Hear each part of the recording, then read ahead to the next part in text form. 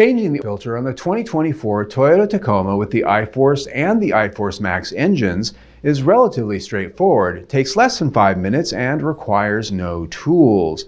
Before you get started, make sure that the engine is turned off and the vehicle is parked in a level, safe spot. The air filter box is located at the passenger side front of the engine bay and can be opened quite easily by simply popping 2 clips on the outboard side. It's held on the inboard side by 2 tabs which slip inside of a couple of slots.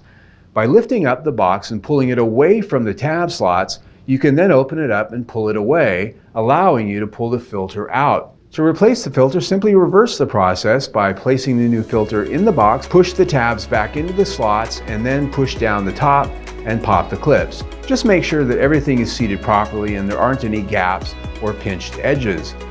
You're done. That's it.